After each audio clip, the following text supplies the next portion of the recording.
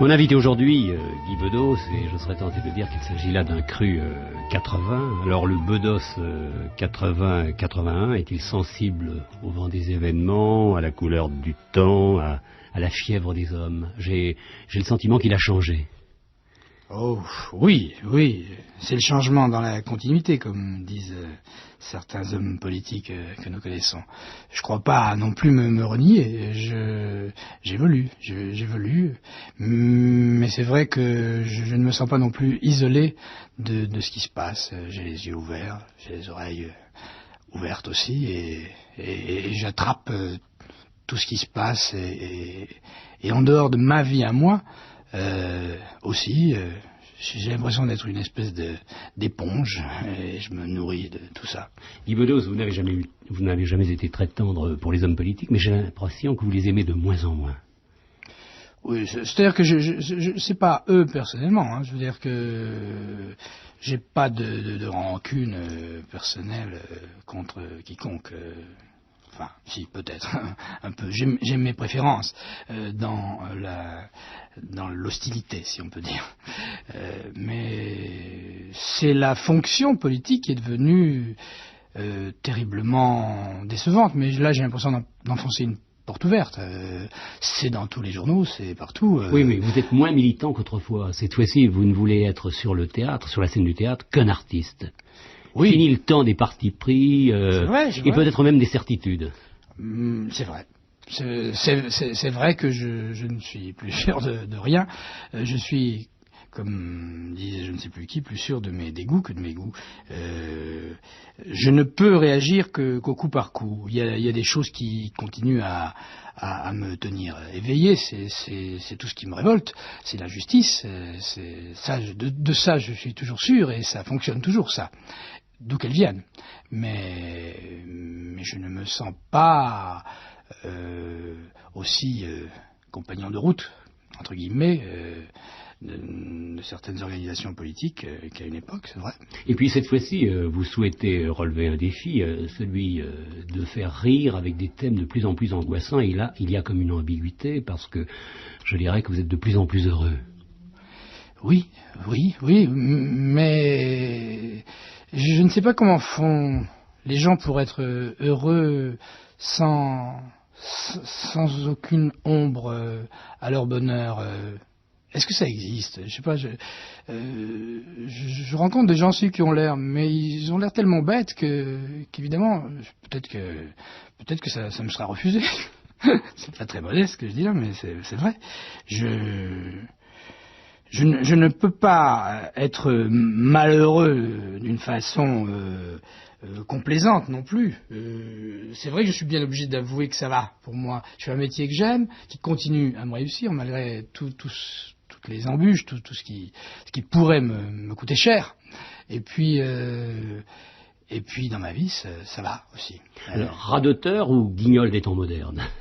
Car c'est vrai, vous radotez moins. Je veux dire, par rapport à tout ce que vous venez de dire. Président Chancel, si c'est pour m'insulter que vous m'avez fait venir... radoteur entre guillemets, alors. Voilà, on a commencé dans la courtoisie, et vous me connaissez. Je vais me réveiller. J'apprécie lorsque vous vous réveillez.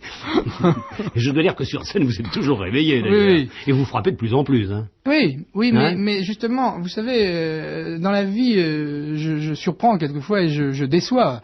Et là, peut-être que dans cette émission...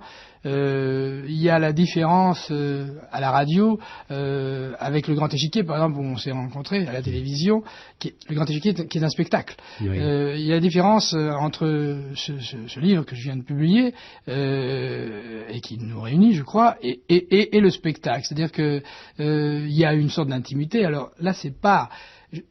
Je crois pas que je me trahisse en tant qu'être humain quand je suis sur scène, mais il y a le ferrailleur qui est sur scène, et puis dans la vie, je suis démaquillé. Moi, je suis pas prisonnier d'un personnage, vous savez. Alors, pour parler clair, vous vous forcez souvent à être méchant parce que c'est votre rôle et parce que vous avez des choses à dire. Mais ça ennuierait affreusement les gens quand ils sont venus s'asseoir dans une salle pour rire, et pour rire des travers de l'époque.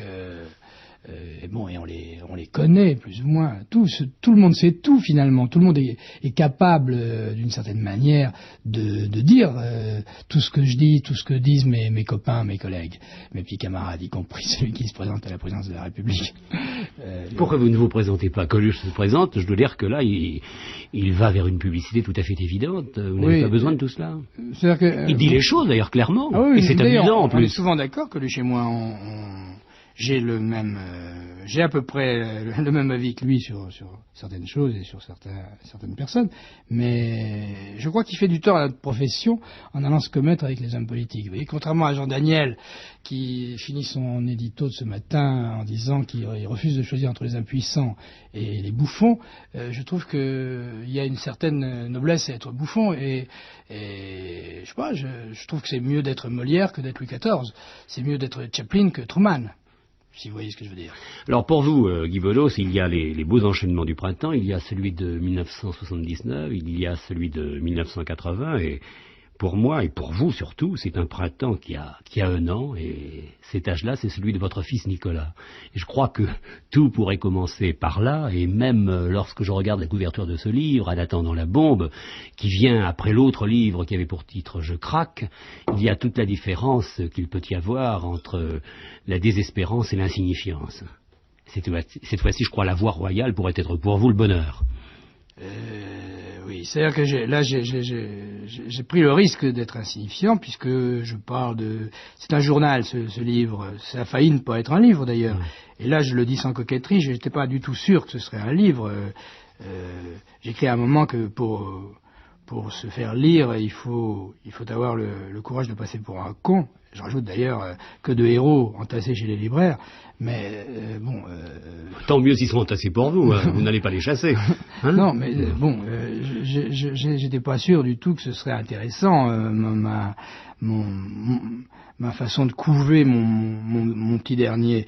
Mais en fait, cet enfant qui me comble, que j'aime et que j'ai attendu et que j'ai accompagné pendant un an, c'est en même temps un prétexte, hein, il faut que ce soit clair. Hein. J'ai pas voulu simplement jouer les papapoules, pour reprendre le titre d'un feuilleton télévisé que je n'ai pas vu d'ailleurs, mais dont on parle beaucoup, parce que je me doute bien que mes histoires de mômes, ça pourrait être gnangnan et sans intérêt pour les autres. Quoi. J'ai pas voulu ça n'a rien à voir avec papapoule. Vous avez j'ai pas vu.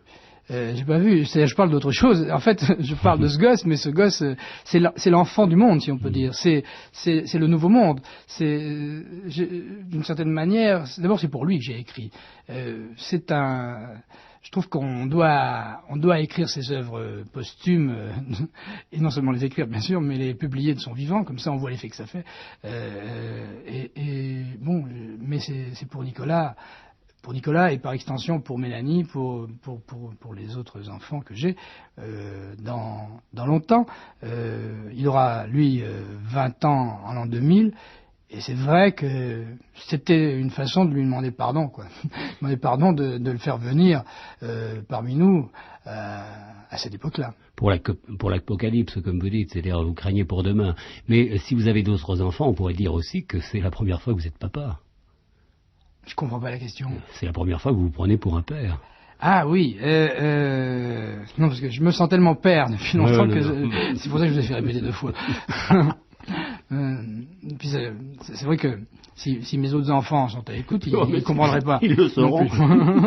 Alors non, c'est-à-dire que c'est la première fois que je vis ma paternité dans cette espèce d'harmonie, quoi, voilà. C'est vrai, c'est la première fois. Alors j'ai fait une comparaison, je ne sais pas si vous allez la trouver flatteuse, entre ce livre, En attendant la bombe, et puis le livre de François Mitterrand, Ici et maintenant. Et je crois que vous auriez pu prendre ce titre, Ici et maintenant. Non, je veux dire par là que vous traitez de sujets tout à fait différents, mais que tous les deux, vous êtes passés par l'écriture. Alors je me suis demandé si François Mitterrand était fait pour aller jusqu'au bout de sa politique, et si vous étiez fait pour aller jusqu'au bout de votre rire. Alors qu'il y a peut-être justement un bonheur d'écriture qu'il faudrait non pas épuiser, mais peut-être caresser d'un peu plus près. Cultiver. C'est-à-dire qu'en fait, vous demandez à Mitterrand de ne pas se présenter aux élections et à moi d'arrêter de... Non, je reconnais un pouvoir d'écriture, c'est tout. En tout cas, c'est vrai que du point de vue de l'écriture, j'ai lu Démocratie française et j'ai lu l'autre livre de Mitterrand. Je parle pas du dernier, là. J'ai un trou, là. Je sais plus le titre. La paille et le grain. La paille et le grain. C'est vrai que si on devait élire le président de la République sur son style, il faudrait voter Mitterrand. Vous pensez que le rire peut encore passer par la dérision ? Et vous vous êtes interrogé, vous, sur votre rire. Vous faites tellement d'analyses sur ce que vous faites que l'on peut se demander si sur scène... Non, vous sur êtes scène, c'est capable fini. encore de ne faire que J'analyse rire. plus sur scène. Non. Sur scène, ça devient charnel. Il y a des gens en face. Et je me dis que c'est pas naturel qu'ils soient là. Parce qu'il y a des programmes de télé, aussi mauvais qu'ils soient, c'est tentant de rester devant sa télé. Donc, je prends pas ça. C'est bon surtout de ce que vous passez, quoi. En plus. Oui, c'est ça. Qui se dérange au moins pour ça. Oui. Mais enfin, non, très franchement. Parce que je pourrais très bien faire un numéro de claquette là-dessus, en disant, mais c'est naturel, je suis le meilleur, ça. Je le pense un peu d'ailleurs que je suis le meilleur. Meilleur que De Vos, meilleur que Villeray, meilleur que Coluche. Non. Très franchement, je pense que tous ces gens-là ont du talent. Mais si je vous disais que je préfère ce qu'ils font à ce que je fais, je serais pas sincère. Ouais. Vous ne le feriez plus alors. Oui, j'arrêterais net. Et je ferais mes adieux moi aussi. Non. J'aime beaucoup faire mon métier. J'ai une espèce de goût, d'amitié aussi pour les gens qui sont là, parce que encore une fois, je crois pas que ça soit dû. C'est émouvant, moi je trouve, des gens qui viennent, qui sortent de chez eux avec toutes les difficultés que ça comporte, qui viennent payer une place. Je crois pas que ça soit un dû. Encore une fois, et ça me touche quand je vois des gens qui restent là, alors que je les insulte très souvent, que je leur dis des choses très agréables. Le public a fait des progrès. Je trouve que les gens n'ont pas fait de progrès, mais le public dans une salle, je trouve qu'il encaisse très très bien. Mais le public, vous êtes acquis d'une manière générale? Non, pas vraiment. Vous avez déjà été sifflé, vous avez déjà été rejeté, vous avez été déjà mis à la porte? Je n'ai jamais vu cela, moi. Non, ça non. Si, il y a très longtemps, c'était dans mon pays, c'était en Algérie. C'était peut-être la première fois que je passais sur une grande scène. C'était dans une émission de mon oncle Jacques Bedos qui faisait une émission de télévision là-bas. Et c'est dans ma ville, Alger, la ville où je suis né, que des troufions de l'époque et le public de là-bas ont pris au premier degré ce qui était déjà au second. C'était un sketch que je faisais à Saint-Germain-des-Prés avec un certain succès dans un cabaret de l'époque où se produisait d'ailleurs De Vos, Jean-Yann, Jacques Dufilon, enfin j'étais en bonne compagnie et ça faisait hurler de rire Saint-Germain-des-Prés, mais à Alger ça n'a pas pris. Et là ils m'ont sorti, carrément. Enfin non, ils m'ont pas vraiment sorti, mais je suis sorti parce qu'ils comprenaient rien. Mais sinon, non. Il y a des soirs où c'est plus dur parce que je me mets en difficulté. Je les excite, les gens, je leur dis des choses et puis je fais quelquefois de l'opportunisme à l'envers, comme évidemment la politique, y compris la politique politicienne, et quelquefois pour la fustiger à ma manière. La politique a une place importante dans mon spectacle, dans ce que j'appelle mes improvisations, qui ne sont pas toujours des improvisations, c'est des improvisations très réglées, contrôlées. Évidemment, je prends le risque de déplaire à tout le monde depuis quelque temps. Oui, mais attention, prendre le risque de déplaire peut-être à quelques-uns pour plaire à tout le monde aussi. Écoutez, si j'en juge par l'indice de fréquentation des salles où je me produis, oui, ça va. Mais Guy Bedos, vous avez dit tout à l'heure le premier degré. C'est vrai que parfois il est dangereux de présenter un sketch, il peut ne pas être compris. Je me rappelle Marrakech, où je me souviens également de cette pièce à la Comédie Française de Grunberg, Rix, où vraiment les choses au premier degré, très très belle pièce, mais véritablement, aujourd'hui, on ne peut pas la présenter, en présenter du moins un extrait, sans faire un préambule.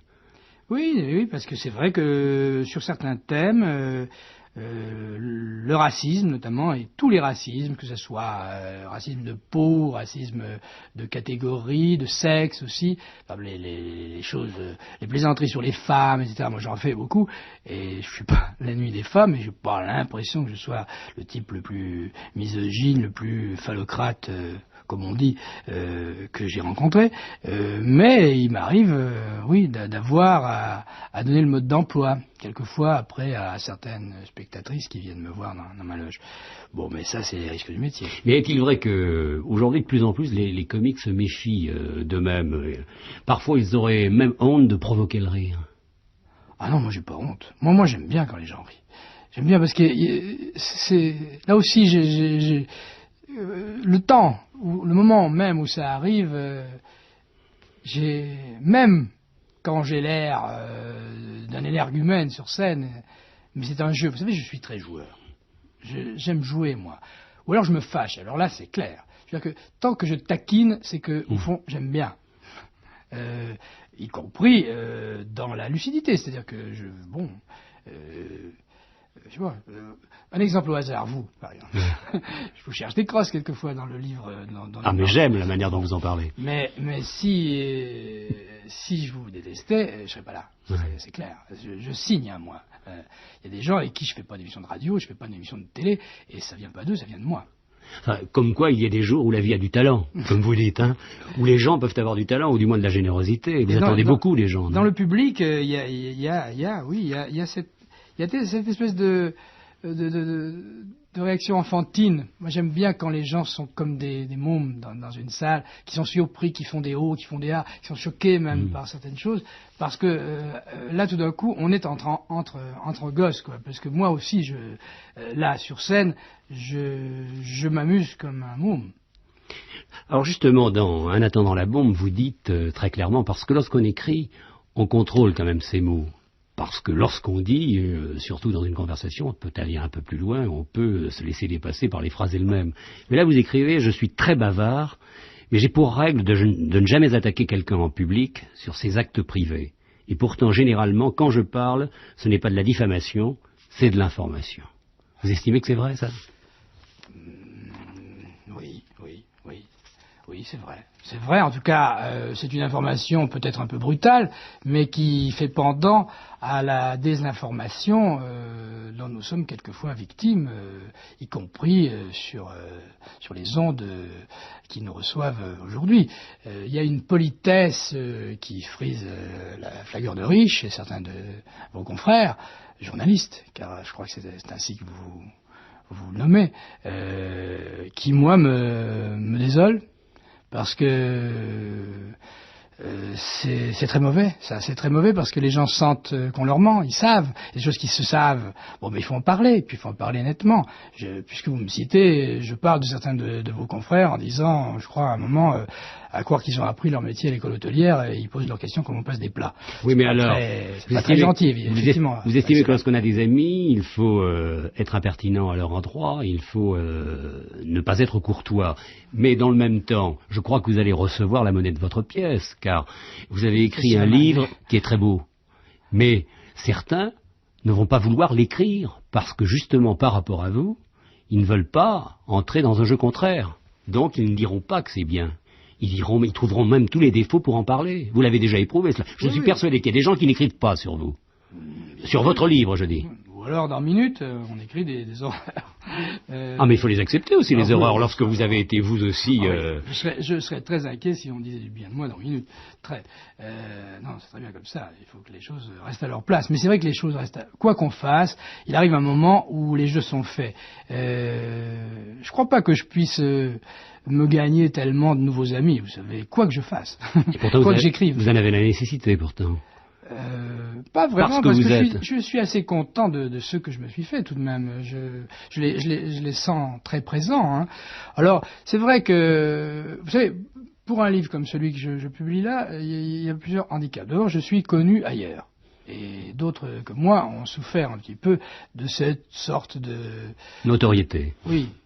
Voilà, je pense à Simone Signoret, à un moment, qui a dû écrire un deuxième livre pour prouver qu'elle avait bien écrit le premier. Je trouve ça quand même extraordinaire, non ? Parce que on a qu'à parler 3 minutes avec Simone Signoret pour s'apercevoir qu'elle est très bonne dans son propre texte aussi, qu'elle n'a pas besoin des dialoguistes, et des auteurs. Moi, je crois pas à la hiérarchie des genres, et je crois effectivement. C'est vrai que je suis très agacé. Mais comme ça, 2 secondes, quand on me dit, mais alors vous écrivez, vous aussi, alors vous vous y mettez aussi, et qu'est-ce que je fais d'autre ? Je veux dire, écrire un sketch, moi je vis de ma plume depuis 20 ans. De Vos écrit, j'écris, Coluche écrit, tous les gens qui font ce métier, c'est pas parce qu'on est capable, en plus d'interpréter ce qu'on joue, qu'on n'écrit pas. Bon, c'est un genre très très délicat, vous savez, le rire, le sketch. Beaucoup de romanciers confirmés, d'auteurs de théâtre confirmés s'y sont essayés, et je ne veux pas dire de nom là, parce que justement, je n'ai pas envie d'embêter les gens, mais ils s'y sont cassés les reins. C'est très difficile de faire court. Et puis lorsque vous êtes sur scène, vous écrivez une deuxième fois, car ou vous avez écrit vous-même une première fois, ou quelqu'un a écrit pour vous, mais lorsque vous êtes sur scène, vous dites et vous êtes seul. Et c'est le trajet itinéraire d'un solitaire. Je passe ce que Jean-Loup Dabadi, mon copain, mon ami, et mon co-auteur aussi, puisqu'il y a certains sketchs qui sont écrits par lui depuis toujours, en somme, depuis le début. Et là, je ne suis qu'un acteur, en somme, qui interprète le texte d'un auteur comme un acteur de théâtre. Il avait assez bien dit ça, je crois, dans votre émission, là, dans le Grand Échiquier au soir. Il avait dit que j'étais passé de la troisième personne à la première personne. Je le fais encore parce que j'en éprouve le besoin. J'ai besoin de parler aux gens. D'abord, ça me... Comment dire, j'ai un trop-plein. Vous savez, dans la vie, je ne suis pas tout à fait pareil. Je ne dis pas tout. Alors, sur scène, d'abord, je suis sûr qu'on ne va pas m'interrompre sur scène. Enfin, je suis sûr, non, ça peut m'arriver. Mais bon, j'ai la parole. Alors, je la prends et j'ai besoin de dire ces choses-là aux gens, et peut-être aussi dans un esprit de journaliste. Et c'est pour ça aussi que je fais un bouquin qui est un journal, au fond. Je suis un journaliste frustré. Je devrais pas avoir à faire ça. Mais j'en éprouve le besoin. Parce que c'est une autre relation avec les gens. Et puis, Guy Bedos, vous êtes effrileux et fragile. Et vous essayez sur scène, peut-être... Comment vous dites que je suis frileux, je tousse. Oui, vous êtes très fragile et vous êtes facilement blessé. Et on peut peut-être vous comprendre dans les seuls titres des sketchs que vous présentez. J'en regarde quelques-uns, là. Putain de gosse, manque de tendresse, envie de crier, l'amour fou. Alors tout de suite, je pense... Mais ça, c'est des nouveaux. Ça. Oui, ça, c'est des nouveaux. Et tout de suite, je pense à un épisode de votre vie, une parenthèse que nous ouvrons et que nous allons refermer très vite. C'est celle de Sophie Daumier. Vous en parlez dans votre livre. Je dois dire que vous avez fait un long trajet avec elle. C'était un tandem.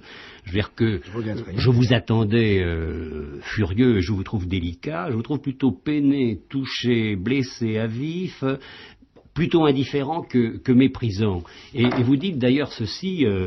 qui est très significatif, reçu le livre de Sophie qui vient de paraître en librairie, je l'ai parcouru plus que lu véritablement, c'est d'une telle médiocrité de fond et de forme qu'auprès de ce qu'elle écrit, les articles de Minute ou d'Ici Paris semblent avoir été signés par Sartre dans les temps modernes. C'est pas très gentil, ça. Non, c'était très vif au départ, mais c'est tout. Oui, le reste, je dis des choses plus nuancées après. Oui, de loin, cramponné à mon rocher, j'assiste pétrifié à la noyade.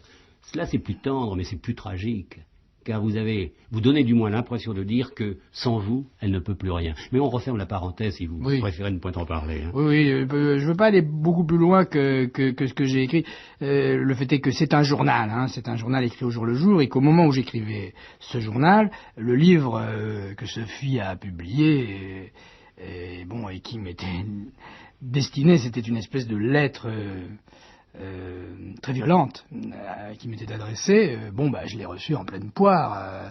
D'ailleurs, il y a eu tout de suite après un film de Woody Allen où le personnage principal dans Manhattan est justement un humoriste de la télévision. J'ai été très très très étonné par le thème de ce film.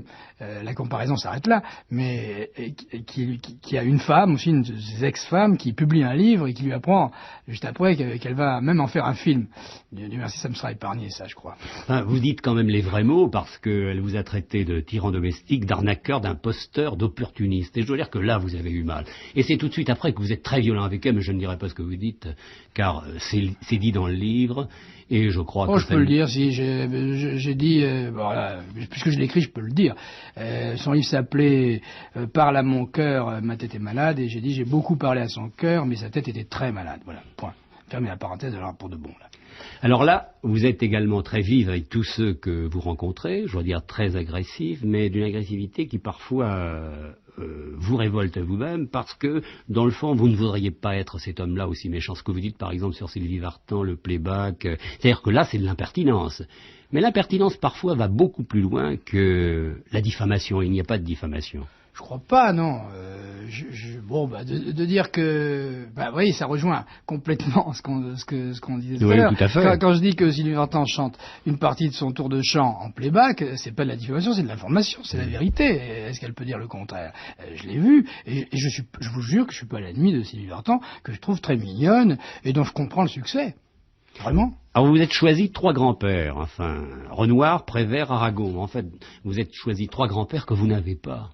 Et vous êtes passé à côté d'eux parce que vous avez fréquenté un tout autre monde. Alors, vous avez toutes les raisons peut-être d'être déçu. Renoir et Prévert, c'est des gens qui ont fait partie de ma vie plus profondément. Aragon, c'est le genre même du journal qui me vaut la rencontre d'Aragon. Il se trouve que justement j'ai rencontré Aragon parce que il m'a invité à déjeuner, il a su que j'étais à Marseille, lui était à Toulon et je l'ai rencontré. Et c'est vrai que j'ai écrit sur Aragon et sur la vieillesse d'un homme. Quel qu'il soit, on peut tout penser d'Aragon. Moi-même, je pense des choses d'Aragon qui sont pas tellement agréables. Mais c'est l'auteur de romans, de poèmes admirables. Et c'est vrai que le crépuscule de gens de cette sorte me touche terriblement. Et puis vous vous plaisez dans cette compagnie. Les gens de votre âge ne sont peut-être pas de votre environnement, car à un certain moment vous écrivez « Je dois être atteint de gérontophilie chronique, car de Rubinstein à Jouando, en passant par Maurice Genevoix, je raffole de ces éblouissants vieillards des arts et des lettres, qui, n'ayant plus rien à prouver, plus rien à vendre dans la plénitude d'un talent depuis longtemps reconnu, accèdent à la divine évidence des enfants. » D'abord, c'est beau par rapport à un âge reconnu, et c'est beau par rapport à l'écriture. Donc je serais tenté de croire que parfois, vous vous plaisez aussi à aller à la... Faites attention, parce que je crois que je vais vous remplacer au grand échiquier. Non, parce que ça, je suis atteint du syndrome Chancel. Parce que vous en recevez beaucoup des vieillards, vous. Oui, mais j'ai également la même tendresse pour eux. Oui, mais c'est grâce à vous que j'ai connu Genevoix, par exemple. J'ai revu l'émission. Je regrette pas du tout de l'avoir rencontré, cet homme-là.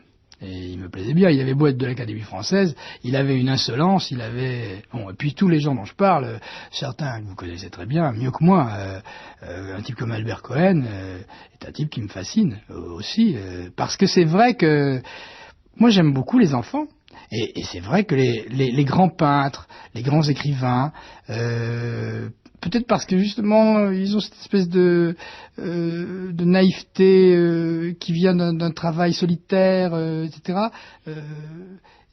Ils me touchent justement parce qu'ils ont des ingénuités qui me ramènent à mon fils, quoi. Et quelle différence faites-vous entre le premier livre, Je craque, et celui-ci, En attendant la bombe? Vous savez... à qui vous le devez? D'abord à l'enfant. Oui. À une autre vie, à une autre femme. À une autre femme. Et c'est le commencement d'un autre parcours. Oui, c'est deux crises. Oui. Il y en a un qui a été écrit sous l'emprise du cafard, du mal-être. Et là, c'est une crise aiguë de bonheur à un moment où vraiment ça ne se fait pas, quoi. J'ai trouvé ça pas convenable d'être heureux à ce point, à ce moment-là. Et j'ai eu besoin de fixer aussi les images de bonheur, parce que c'est provisoire. Mais vous vous adressez à votre femme, et vous dites, n'aie pas peur, Joe, je ne me tuerai pas cette semaine. Je voulais... dites-le, c'est pour rire que j'ai écrit ça. Oui, je voulais seulement dire que l'idée du suicide, je l'ai, oui, c'est vrai. Donc vous dites, je l'ai cette idée du suicide. Je la porte en moi depuis l'enfance. Je vis avec, très bien. C'est même pour moi l'ultime expression de la liberté. De savoir que je peux choisir ma mort, ça m'aide à vivre. Même dans le bonheur, vous dites ça. Même en rigolant, comme vous dites. Oui, non, bluff, sincérité, oui. Tout est mêlé, là. Oui, j'écris ça toujours, parce que c'est un journal, très, très touché, très perturbé par le suicide de Jane Seberg, que j'avais appris la veille, et puis par le suicide aussi de Jean-Louis Bory, que j'aimais beaucoup. Bon, j'ai appris ces suicides-là au moment où j'écris, vous comprenez. Alors, c'est peut-être l'intérêt de ce genre-là qui est classique. Enfin, le journal, ça se fait depuis longtemps en littérature. C'est que c'est vraiment de l'écriture spontanée, quoi. Je ne choisis pas mes thèmes, c'est eux qui me choisissent. Et alors bon, il se trouve que j'ai parlé du suicide. Parce que c'est vrai que je déteste, comme beaucoup de gens, la maladie et tout ce qui escorte la maladie. Bon, bref, j'ai pas envie de faire très long là-dessus d'ailleurs, parce que. Non, alors là, permettez-moi de vous le dire, ou de le dire. Bon, vous avez perdu un être cher aujourd'hui, tout à l'heure. La femme de Jacques Bedos, qui était plus que votre ami. Non, pardonnez-moi de vous le dire, ça sera dit, parce que je sens autrement. Je vais vous en délivrer. Oui, c'est-à-dire que... Et y penser dans le même temps.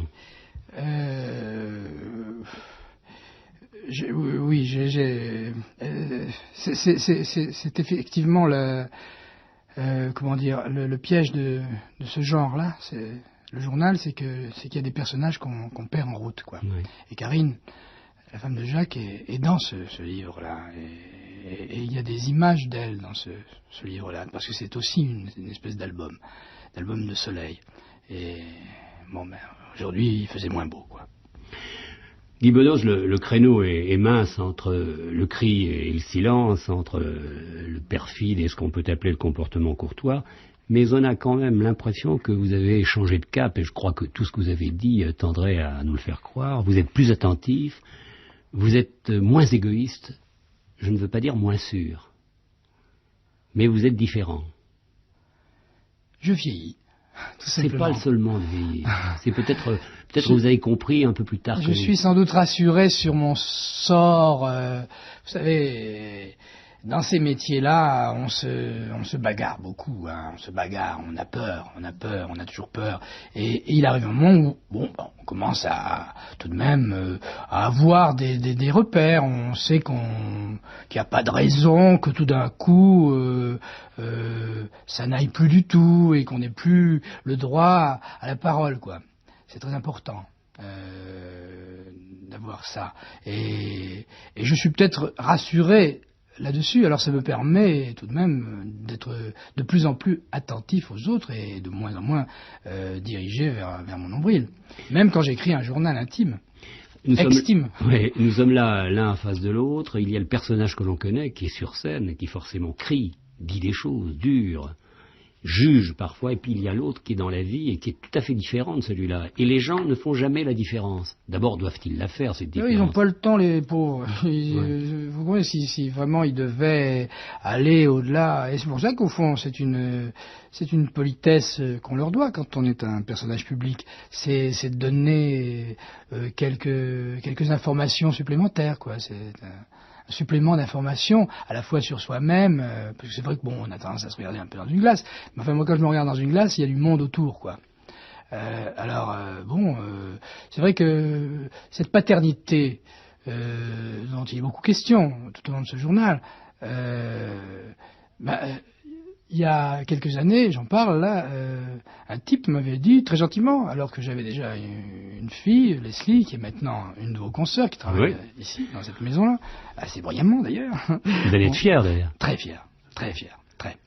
Le type m'avait dit, quand on vous voit faire le comique à la télé, on n'imagine pas que vous pouvez avoir des enfants. Ce qui est quand même fantastique, quoi. C'est-à-dire que le type me réduisait à cette fonction de guignol. Et c'est pas péjoratif, mais il me niait toute humanité. C'est énorme, non? C'est-à-dire, lorsqu'on vous voit attaquer comme vous le faites, on ne peut pas croire que vous êtes tendre dans le même temps. D'autres pouvaient vous le dire, cela.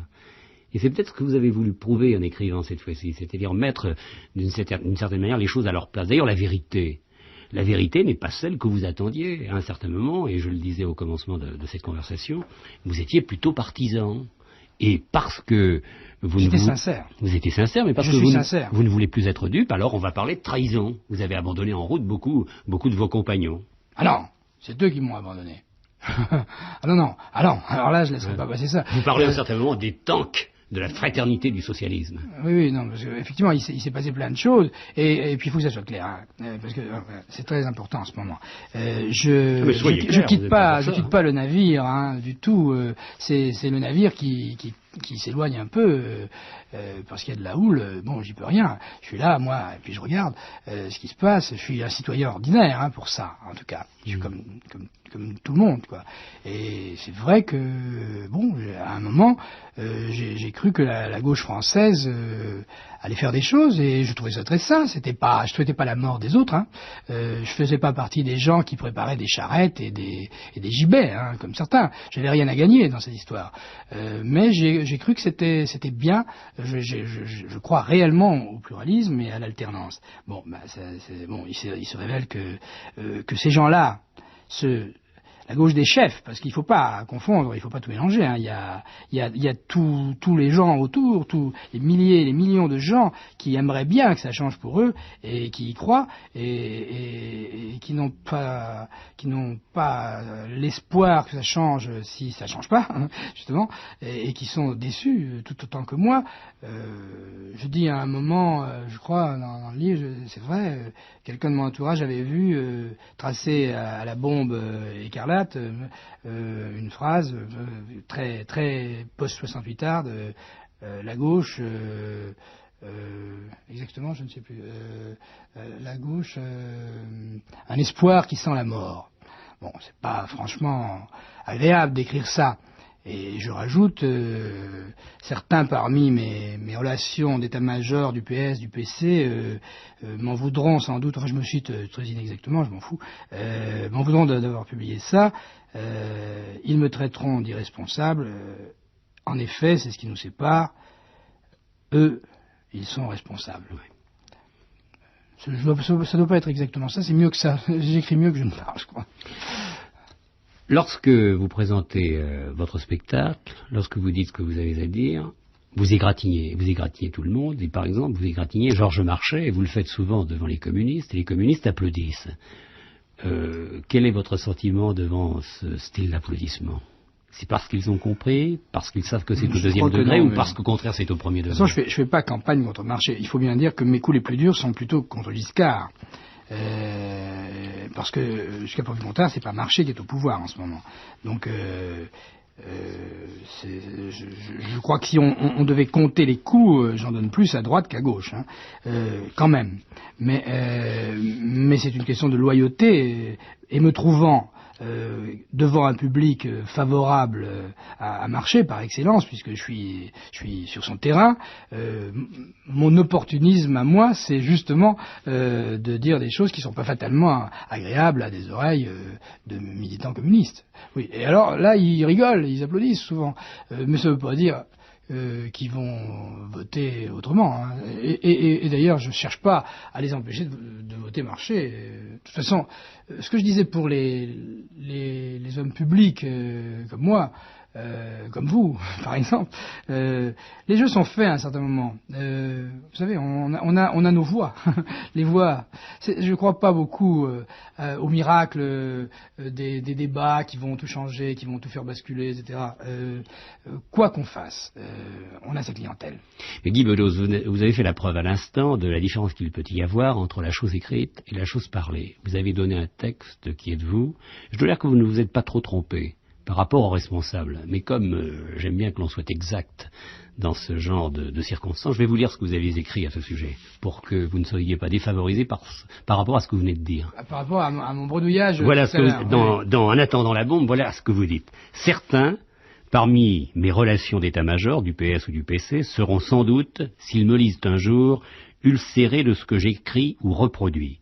Et vous me traiterez d'irresponsable. Et je vous répondrai qu'en effet, c'est ce qui nous sépare. Vous êtes responsable. Oui, vous l'aviez dit à peu près, mais enfin je rectifie. Oui, c'est un jeu de mots, quoi. Ah, vous avez, quoi qu'il arrive, l'envie de changer de musique, l'envie de changer de couleur, l'envie de changer de temps, l'envie de partir, et peut-être pour arriver. Alors je me demande si vous êtes bien dans votre univers. Cette fois-ci, vous ne voulez plus faire que votre métier. Mais est-ce vraiment un métier, lorsqu'on le pousse à ce point, et qu'on entre aussi fort dans l'événement? J'en doute, quelquefois. Il fut un temps où j'étais persuadé que j'allais tout changer. C'est vrai. Vous ne le croyez plus? Non. Non. Je pense que c'est beaucoup plus long que ça, et puis ça nous échappe à nous. Ça échappe à tout le monde. Encore une fois, je ne crois pas que Coluche ait raison de changer d'emploi, parce que quand bien même il serait élu président de la République, je crois qu'à la limite, il est plus nécessaire là où il est que là où il semble vouloir être. À mon avis, c'est un gag, mais c'est un gag qui a l'air de prendre une espèce d'ampleur. Encore une fois, je parlais de Chaplin, par exemple, pardon, d'aller chercher, de battre le rappel de grands anciens. J'en parle à un moment de Chaplin parce que je rencontre sa fille pendant mon itinéraire, etc. Et que j'ai parlé de Chaplin avec Victoria Chaplin plusieurs fois. Et justement, c'est une chose qui me taraude souvent, ça. C'est à quoi ça sert ce qu'on fait, quoi. Et je lui ai demandé si son père, à l'époque où elle l'a connu, il était déjà très très âgé et il avait toute son œuvre accomplie. L'auteur des temps modernes, du dictateur, qui a écrit donc des œuvres à la fois comiques mais qui disent énormément de choses sur la société. N'avait pas un sentiment d'échec, parce que les temps modernes, ça n'a pas changé grand-chose à la condition ouvrière. Et puis le dictateur, ces jours-ci, en France, en 1980, j'ai des amis juifs qui se retrouvent avec des croix gammées sur leur mur, et des coups de téléphone anonymes la nuit, en France, aujourd'hui. Le nazisme revient, on croit rêver, mais c'est vrai. Alors, il faut être modeste, hein. Il faut que nous soyons modestes, nous, les clowns, comme on nous appelle, avec un rien de mépris. Un mépris d'ailleurs qui rejaillit sur ceux qui l'ont, parce que je leur renvoie le miroir. Je crois qu'on a dépassé ce stade du clown. Je crois que lorsqu'on dit quand Guignol... Même Coluche lui-même, par exemple, quand il dit je pourrais dire que Giscard a été élu contre un clown, d'une certaine manière, c'est masochiste, parce que quoi c'est au deuxième degré aussi. Et alors un clown, c'est pas mal, hein, un clown.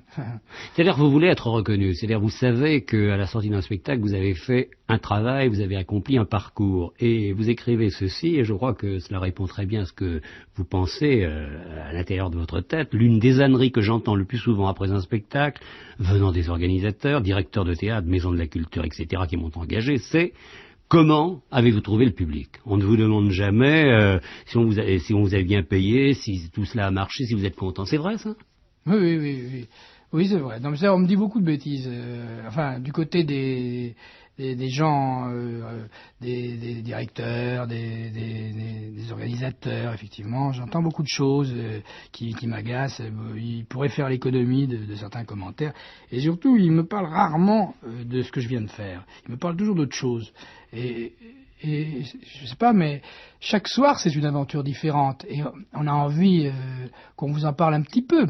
Je suis pas un jukebox, je risque ma peau artistique, en tout cas chaque soir, et on a l'impression que arrivé à un certain degré de notoriété, justement, c'est ce côté, il manquerait plus qu'il soit pas drôle, ou il manquerait plus qu'il fasse pas de monde, c'est normal, quoi, normal, tout est normal. Non, c'est pas à ce point-là. Vous pensez que demain tout peut flancher, demain vous pouvez être un inconnu, vous y pensez? Rien n'est gagné. On en a vu d'autres, hein. Oui. Très franchement, ça ne me hante pas, ça. C'est pas ça qui me préoccupe ces temps-ci. J'ai des préoccupations beaucoup plus altruistes, vraiment, et d'ordre général.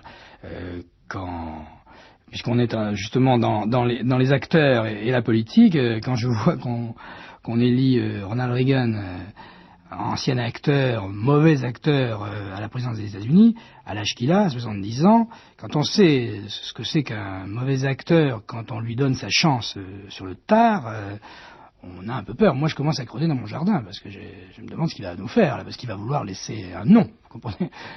Alors là, par contre, j'ai très très peur de ce genre d'acteur-là. Très peur. Vous avez compris, Guy Bedos, c'est depuis longtemps que dire je, écrire je, au-delà des apparences narcissiques, nombrilesques, c'est aussi dire et écrire nous. Donc vous pensez représenter les autres. Pas représenter à ce point-là, parce que c'est très prétentieux, mais j'ai la parole. Et j'ai l'outil. J'ai l'outil qui est la parole, l'écriture, etc. Et je croise beaucoup de gens. Je suis sur le terrain, je vois des milliers de gens dans les spectacles que je fais. Et ces gens-là me parlent, m'écrivent, etc. Et ils n'ont pas les moyens, ils n'ont pas le droit de s'exprimer. Ils sont absolument atterrés quelquefois par des choses que je dis, parce qu'ils n'imaginent même pas. Vous savez, on est dans un régime dit libéral, etc., et on nous effraie avec ce qui se passe dans d'autres pays, etc. Mais dans la hiérarchie quotidienne, mais un exemple au hasard, cette maison là, ici, là, la radio, la télévision, ça, il y a des gens qui ont la trouille pour leur place. Ils ont peur de perdre leur place. Ils peuvent pas l'ouvrir, leur gueule, comme on dit. Ils peuvent pas, ils n'ont pas le droit. Alors ça leur fait du bien que quelqu'un prenne la parole. Vous êtes celui-là, vous êtes leur ambassadeur. Encore une fois, je suis pas... Ah si, vous vous prenez pour un ambassadeur. Non, mais je me prends pas non plus pour le Christ, pour ça. Simplement, je suis un des types qui peut dire certaines choses et à qui on le pardonnera parce que c'est sa fonction. Je parlais, Guy Bedos, d'apparence nombrilesque, et je rejoins un autre texte, là, qui est de vous d'ailleurs.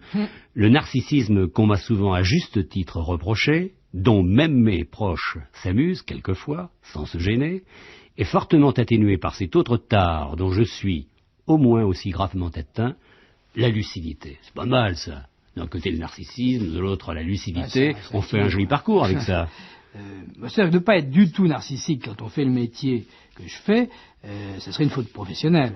Au moment où j'entre en scène et où j'ai la prétention de tenir assis devant moi, leur parlant, un millier de gens, et ça pendant 2h30, quelquefois sans entracte, si vraiment j'étais d'une modestie de Violette, je crois que je ferais un très très mauvais spectacle.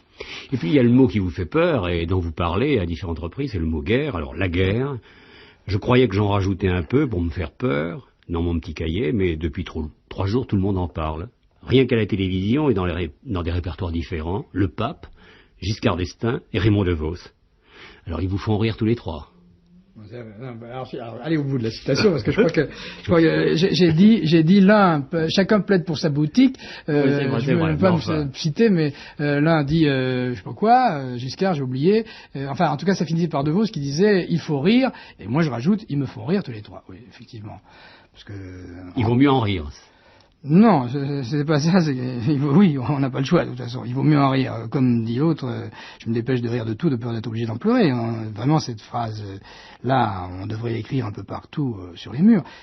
C'est vrai que c'est à pleurer en ce moment. Il y a une absence de crédibilité de la part des gens responsables. On a l'impression que le monde est complètement déboussolé. Et nous, les artistes, on essaie... Qu'est-ce qu'on peut faire d'autre on tend le miroir, on nous donne un monde bizarre, alors on parle de ce monde-là. Comment font par exemple certains auteurs à l'ancienne, des auteurs dits de boulevard, de comiques sages, si on peut dire. Pour moi, vraiment, je ne sais pas à qui ils s'adressent et de quoi ils parlent. Oui, mais Guy Bedos, vous êtes aussi un peu responsable. À ce monde dont vous parlez, qui est comme une apocalypse, pour demain, vous donnez un enfant. C'est un peu pour lui d'ailleurs que vous avez écrit, même totalement pour lui. Oui, je lui demande pardon au début. Je lui demande pardon de le mettre au monde. C'est vrai que de toute façon, je trouve scandaleux qu'à la mort naturelle qui de toute façon nous guette et qui nous rend tous émouvants. Il y a une expression d'Albert Cohen que j'aime beaucoup, la tendresse de pitié. Je l'ai aussi, ça, pour les gens, quels qu'ils soient. Ça peut être surprenant, mais au fond de moi, je l'ai. C'est vrai que ça finit mal, cette histoire-là, pour tout le monde. Il ne faut pas trop se le dire, parce que sinon on va devenir ennuyeux, mais c'est émouvant, ces gens qui s'agitent, qui se passionnent, etc., et puis qui meurent à la fin. Je trouve que c'est dérisoire de toute façon. C'est le parcours complet. Oui. Alors, il y a déjà ça. que des gens, soi-disant responsables, encore une fois, tous ces vieillards, qu'ils soient au Kremlin, ou à la Maison-Blanche, ou à l'Élysée, enfin bon, on peut pas dire qu'ils soient complètement vieux, celui qu'on a. À le même âge. Oui, il est un peu plus jeune d'aspect, en tout cas. Mais enfin, à quoi ils pensent? Parce que, je sais pas, peut-être qu'effectivement, ils nous prennent pour des rigolos, mais nous, s'ils savaient pourquoi on les prend de jouer à la guéguerre comme ça, parce que le dialogue dit international, le téléphone rouge, mais c'est un téléphone qui sert à des débiles mentaux, parce que vraiment c'est le côté mes missiles, mes fusées, mais on est dans une cour de récréation d'enfants attardés. Où est-ce qu'on va chercher ces gens-là? Je vous envoie mes missiles, je vous donne mon nucléaire. Oui, mais je sais plus qui me disait qu'il paraît que les Américains ont vendu aux Russes des pièces qui sont nécessaires aux missiles qui sont braqués sur l'Amérique. C'est l'aller-retour parfait. Ah ouais, c'est à la Fred Jarry, là. C'est la folie furieuse. Ils sont fous. Ils sont tous fous. Mais enfin, Guy Beudot, je comprends très bien votre parcours par rapport à certaines phrases, comme celle-ci, et qui explique un peu tout ce que vous avez dit, d'ailleurs, depuis 17 heures. Je n'arriverai jamais à me fâcher complètement avec la vie, mais de chamaille en réconciliation, nous n'avons pas fini de nous en faire voir tous les deux. La vie, cette folle, dont je suis fou. Et ça, c'est nouveau. Ça, c'est très nouveau. Non, c'est pas nouveau. Si, c'est nouveau. Par rapport à Je craque, c'est totalement nouveau. C'est un autre Guy Beudot, c'est la première fois que je le dis, mais oui. Je suis vivant. Oui. J'ai eu vraiment plusieurs occasions de ne plus l'être. Non, la vie, bah oui. Et puis pourquoi un enfant, alors que je dis tout ça, parce que c'est cette force de vie absolument absurde aussi qui fait que, oui, pendant la guerre, il y avait des gens qui, je sais pas, dans la dernière guerre qui n'était pas nucléaire, celle-ci, il y a eu, paraît-il, un taux de natalité très important.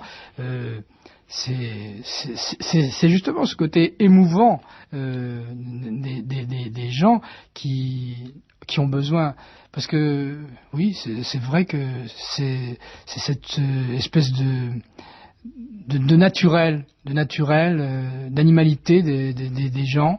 Je suis pas en train de faire de la réclame pour Debré, hein, parce que ça y ressemblait. Hein. Inversement, je trouve qu'on a le droit de choisir d'avoir ou de ne pas avoir un enfant. Et même le pape n'a pas à s'en mêler, à mon avis.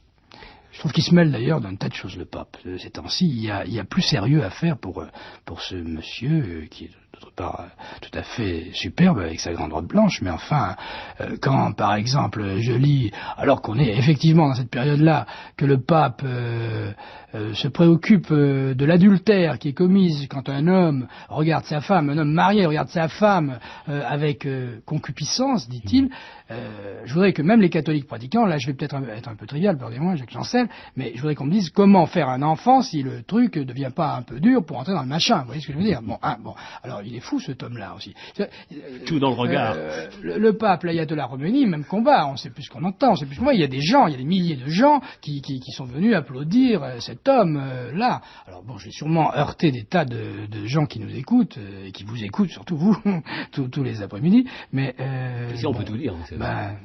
C'est vrai que vous êtes à peu près la seule personne qui me donne la parole aussi longtemps en direct, que ce soit à la télévision ou à la radio. Alors, midi 10, lundi 21 avril... Et je poursuis votre journal, en attendant la bombe. Nicolas a 1 an, et moi, j'ai le trac de finir ce journal. Qu'est-ce que j'ai voulu faire? Qu'est-ce que j'ai voulu prouver? Je ne sais pas. Je ne comprends pas bien moi-même. Comme un cinéaste fou, j'ai filmé de la vie, de l'amour, à tort et à travers. Il faut absolument que je passe à d'autres exercices.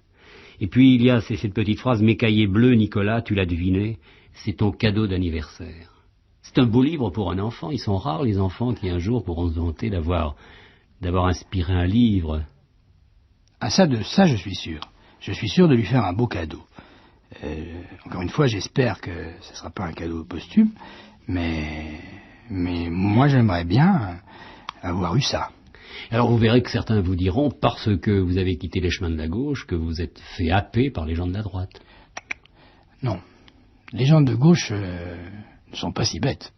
Parce qu'il y a beaucoup de gens de gauche qui me ressemblent. Hein. La gauche, c'est pas la gauche avec un grand G. C'est pas, ça se règle pas fatalement dans les états-majors. Moi, vous savez, j'ai décidé une bonne fois pour toutes que la gauche, c'est moi.